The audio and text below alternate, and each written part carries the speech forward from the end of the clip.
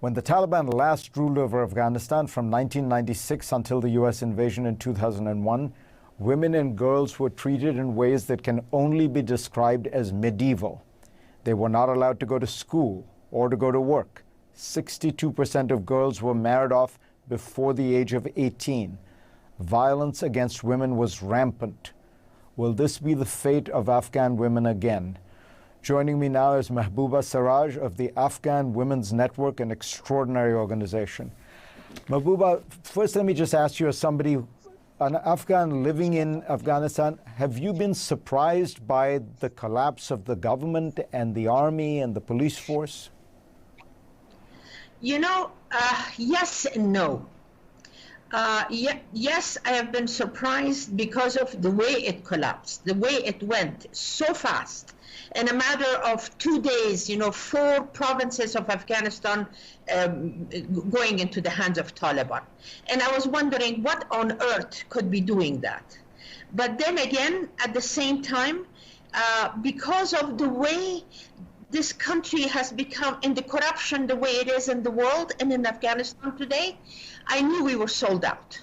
So most probably, and that's exactly what happened. And that's why we are where we are today and so fast. That's exactly what it is. So the Taliban has claimed that they are not going to do to women now what they did when they ruled it last. What have you heard the same thing, and do you believe them? As an example, some of the women in Herat, now I don't know whether that guy is a part of the Taliban or not, but he is a person that belongs to the Masjid Jami Herat, and he's a Maulawi, and you should have heard what the man talked to the woman today. When in Herat, the woman went to him and told them about their lives, their work, the permission that they should have to go to school and to go to work. The man absolutely refused them everything, and said, no, there's going to be some women doctors that are going to be doing the work, but nobody else. No, you're supposed to be staying home, because you see the reason why there is such a problem with the generation of Afghanistan, that the children are where they are and how they're living and all of that and behaving, is because the mothers are not home, and you're supposed to be staying home and looking after them. So this was his answer. So I don't know what the Taliban are going to say. Is this what they believe? Or is this just one man in their group that believes like that? So to tell you the honest truth, we really don't know until they come and we sit down and talk to them. Tell us about the kind of work you've been doing for the last many years. I came to Afghanistan, to my country, to this beautiful land that I love more than anything in this world.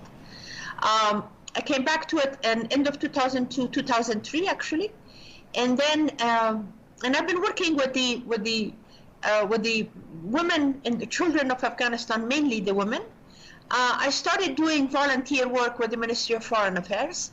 I thought I should be teaching, but that was to the men and women actually, because it was right after the problems and everything in Afghanistan going backwards so many years. So I started working with our diplomats. And then after that, I started working with an organization that was disseminating information about human rights, about the rights of women, about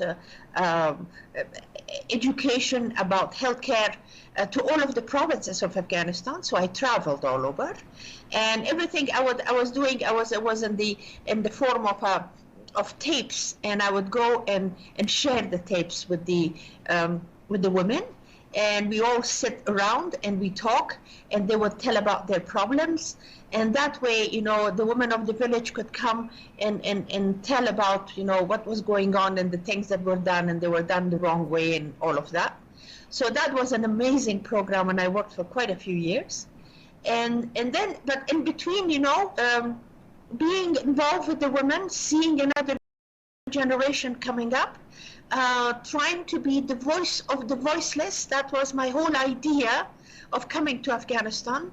I didn't come to this country to make you know, to make women ministers and to make women become into take such a huge power in the government and all of that. I really didn't.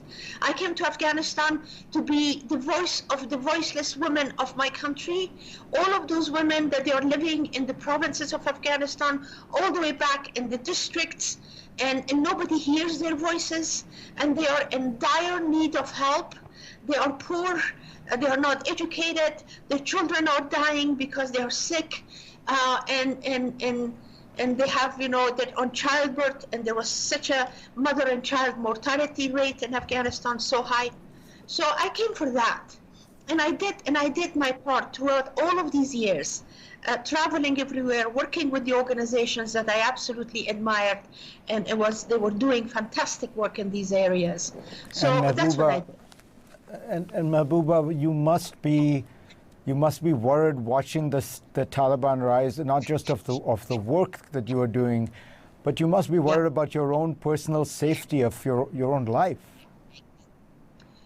You know, Mr. Zakaria, I am not a very brave person. I really am not. And I'm not a martyr either. I love my life, and I want to be alive because the women of Afghanistan still need me. But this is something, this whole thing, that why I'm here, why I'm staying, what I'm doing, and how I'm doing it, is because it's my job. It's my duty, it's my responsibility. And I have to do that. And that's exactly why I'm doing it. So, you know, this is where I am, and this is where I want to stay. And I want to be for my girls, for my sisters, and for my daughters. Right now they are my daughters mostly because they're young and I'm an old woman now. But at the same time, you know, I just want to be here because I know my presence really gives them the kind of a you know, moral and the kind of a you know, support that they really need in these very hard times. So that's exactly what I'm doing. Mahbouba, I don't think I've ever offered prayers on television, but I pray that you will be safe, and I hope it with all my heart. Thank you. Thank you so much. Thank you so very much.